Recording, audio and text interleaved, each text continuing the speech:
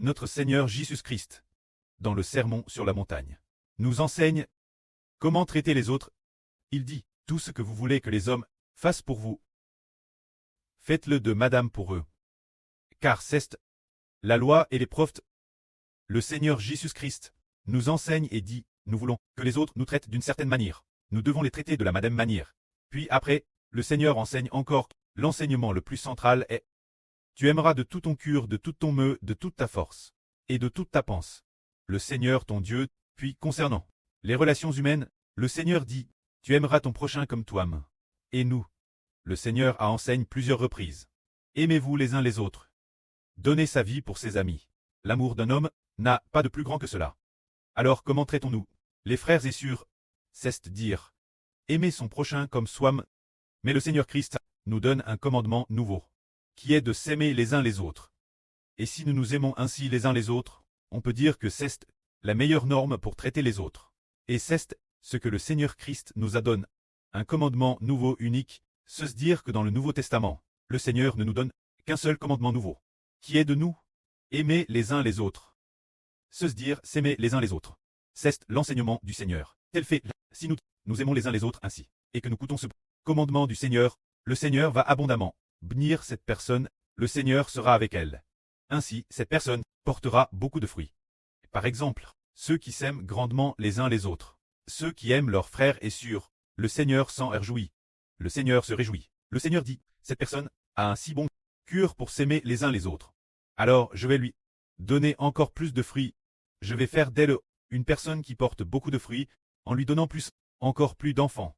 Ainsi, ceux qui ont un cœur pour s'aimer les uns les autres, ses frères et sœurs, les enfants qu'ils auront l'avenir, seront TRS nombreux. C'est l'enseignement du Seigneur. Tel fait. Ensuite, le Seigneur continue. Enseigner ainsi, il nous enseigne. Entrer par la porte étroite. Qu'est-ce que cela signifie? Frère Eschbert, pourquoi ne pas d'abord lire ce que le Seigneur dit? Entrer par la porte étroite. Car la porte qui mène à la mort est large, le chemin est spacieux. Et il y en a beaucoup qui y entrent. Mais la porte qui mène à la vie est étroite. Le chemin est resserré. Et il y en a peu qui le trouvent. Ce passage, bien qu'il soit terrestre court, pourtant, beaucoup de gens ne le comprennent pas. Frère Eschbert va partager un beau témoignage. Pas vraiment. C'est un témoignage intéressant. Pas merveilleux, à preuve, mais intéressant.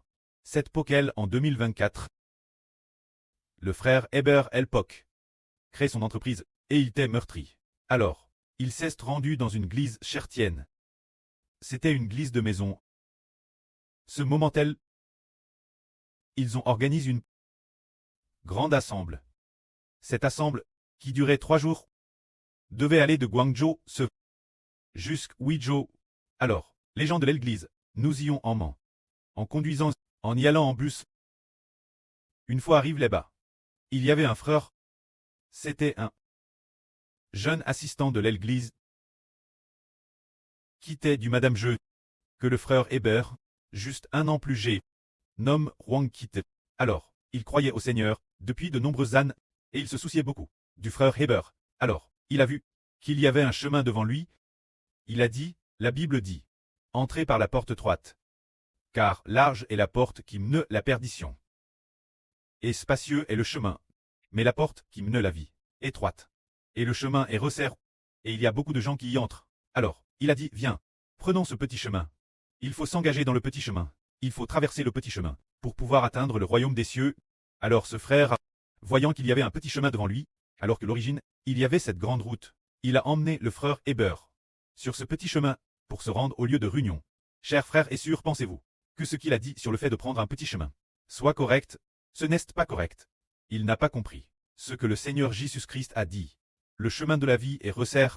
Il l'a interprété comme le chemin pour aller à l'église ne doit pas être la grande route, mais qu'il faut prendre un petit chemin.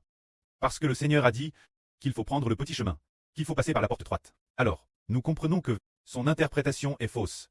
Ce que le Seigneur Christ a dit, le petit chemin, le chemin resserre ou la porte étroite. Qu'est-ce que cela désigne? Le chemin resserre, c'est Jésus-Christ.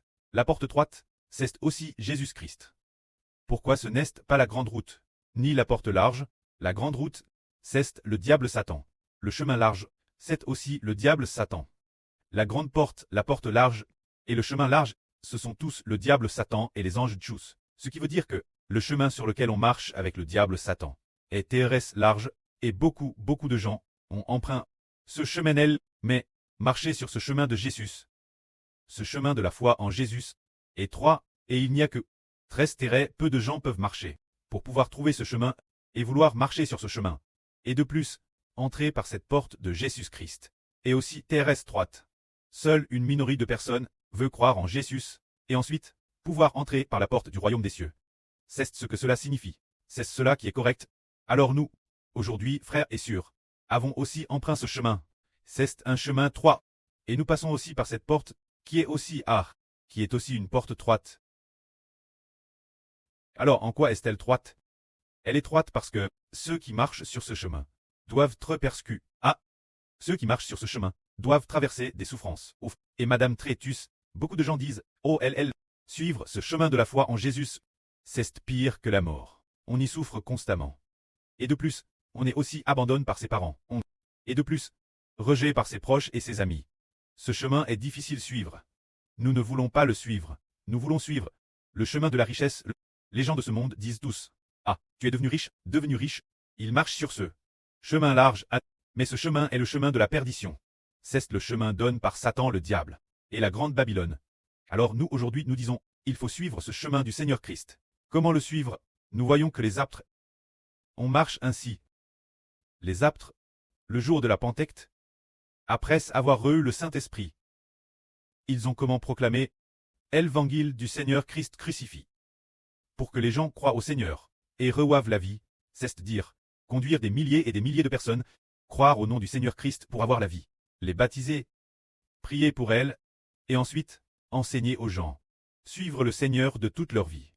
Et oui, vivre dans l'amour du Seigneur Christ, et non dans le péchage. Alors ce chemin, parfois, on peut être lapide, moite mort par les gens, tout comme l'apôtre Paul, qui a été flagellé plusieurs reprises, et à travers plusieurs fois. En mer, 3 jours et 3 nuits en mer. La drive sur la grande mer, et a fait de nombreuses fois, de longs voyages, a eu faim plusieurs reprises, endurant la faim et le froid, et a aussi travers toutes sortes de dangers. Alors, ce chemin, TRS, peu de gens veulent le suivre, car ce chemin, on peut dire que c'est porter sa croix, se livrer soi-même, se destiner soi-même, traire mi-mort pour le Seigneur. C'est pourquoi ceux qui marchent sur ce chemin sont TRS peu nombreux. Ceux qui croient au nom du Seigneur Jésus-Christ sont TRS peu nombreux. Alors, mais, nous comprenons que, en prenant ce chemin, en marchant jusqu'au bout, en arrivant au bout, alors finalement, on accueille une nouvelle vie. On obtient la vie éternelle, on obtient l'eau de la vie. Ceux qui marchent sur ce chemin, comme ils sont bénissent. Mais, en marchant sur ce chemin, au tout début, nous devons faire face, quelle difficulté, c'est-à-dire, faire face l'opposition de la famille. Au tout début, quand le frère Hébert a pris ce chemin, l'époque, la erreur terrestre du frère Hébert, ne savait pas. Le frère Hébert a d'abord pris ce chemin en secret. Plus tard, la erreur du frère Hébert a demandé, mon fils, pourquoi es-tu si pauvre? Est-ce que tu travailles? Hébert a dit, je me consacre croire en mon Dieu, croire en mon Seigneur. Pourquoi devrais-je travailler? Alors, il s'est fait vraiment gronder par elle. Et puis, elle l'appelait tous les jours, en pleurant, disant, tu ne peux pas faire regarde. Ceux de ton col primaire, ses camarades, ils s'en sortent tous Thérèse bien. Toi vivant comme ce n'est pas possible. Elle n'arrêtait pas de téléphoner pour le harceler. Alors, pour marcher sur ce chemin, il faut courageusement rompre avec le harcèlement de la famille, qui ne croit pas encore, et au nom du Seigneur Christ, rompre dans le monde spirituel. Un jour, le frère Hébert, sa mère terrestre, a dit, que fais-tu? En appelant pour demander, alors, Hébert a dit, je vais prêcher l'évangile du Seigneur Christ. Alors, elle s'est mise pleurer sans cesse. Pleurer. Hébert a dit, je ne suis pas ton fils. Je suis le fils de Dieu. Dans la rue pleine de monde, Hébert a dit au téléphone, je ne suis pas ton fils. Je suis le fils de Dieu. Je suis le fils de Dieu. Il parlait très fort, TRS fort, presque comme le tonnerre. Aussi fort que cela. Sur la route, les gens qui allaient et venaient sur la route ont tous vu, tiens, pourquoi cet homme dit-il qu'il est le fils de Dieu? Et en plus, il le disait si fort au téléphone. Alors, ce moment-là, la erreur terrestre du frère Hébert a dit, bien, tu n'es pas mon fils, je ne te parlerai plus jamais, plus jamais, plus jamais. Et elle a raccroché. Ainsi, en marchant sur ce chemin, il y a eu beaucoup moins d'obstacles, la M erreur du frère Heber. Nouveau. Depuis ce moment-elle, cela fait DJ 3 ou 4 ans. 4 ou 5 ans, elle n'a plus jamais oppo un seul mot. Madame des paroles d'opposition, elle n'ose plus en prononcer. Elle envoyait des messages au frère Ashbert. Mais le frère Ashbert répondait Thérèse rarement, se contentant de prier pour elle de temps en temps. Alors, elle n'a plus jamais osé déranger le frère Ashbert. Parce que, pour marcher sur ce chemin, il faut courageusement rompre les liens de la chair et du sang. Car les relations charnelles, les liens de la chair et du sang, vont faire obstacle notre amour pour le Seigneur. Car marcher sur ce chemin, c'est aimer le Seigneur Jésus-Christ. Plus que d'aimer ses propres parents, enfants, épouses, frères et sœurs, et madame, plus que sa propre vie. Il faut, madame, offrir sa propre vie au Seigneur, soit ceux qui marchent sur ce chemin. Il y en a 13 TRS peu qui y parviennent, mais ceux qui marchent sur ce chemin, en avanant papa, Y marche depuis plusieurs années. Depuis 2014, nous sommes maintenant en 2026. Le frère Ashbert, Y marche déjà depuis 12 ans. Et après avoir marché pendant 12 ans, il est devenu, bien que ce soit difficile, l'Israël. L'Israël de la Nouvelle Alliance. Plus on avance, plus c'est lumineux. Plus on avance, plus il y a d'espoir. Plus on avance, plus il y a de joie. Plus on avance, et finalement, force de marcher, on entre dans le royaume des cieux. Force de marcher, on parvient la gauche du trône de Dieu, et on atteint aussi la gauche du trône du Seigneur Christ. Pour s'asseoir sur le trône du précleste et du Seigneur. C'est que marcher sur ce chemin. Et TRS 3. Et de plus, la porte est aussi TRS étroite. Mais, c'est un chemin de lumière. C'est marcher sur ce chemin. C'est s'affranchir du pouvoir des ténèbres, par la foi au nom du Seigneur Christ. Car en marchant sur ce chemin, Satan veut utiliser notre famille pour que notre famille nous persécute, ou veut utiliser la police et autres pour nous persécuter. Mais, nous déclarons avec courage que toutes les souffrances sont par la foi plus que vaincues. C'est comme parce que, maintenant, il y a un ange d'une grande puissance.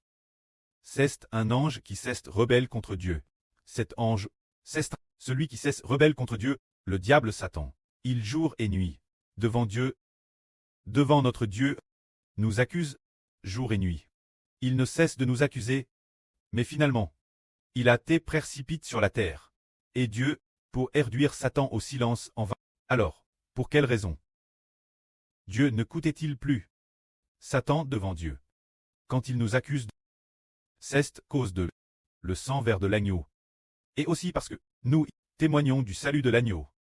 C'est précisément parce que le Seigneur Christ a versé son sang pour nous.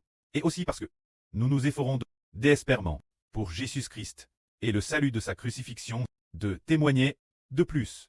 Madame, si nous sommes tous et abandonnons notre vie, nous le faisons de bon cœur. Finalement, le diable Satan, qui nous accuse sans cesse, a au contraire été par Dieu et par l'archange Michel, précipite sur la terre. Ainsi, les frères ont vaincu le diable. Si nous sommes persécutés sur ce chemin, c'est parce que le diable dans le ciel, jour et nuit, nous accuse. Alors, quand nous face la mort, l'acceptons volontiers.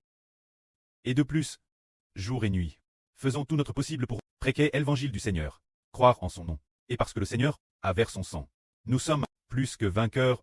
Une fois la victoire acquise, le précleste chasse Satan du ciel vers la terre.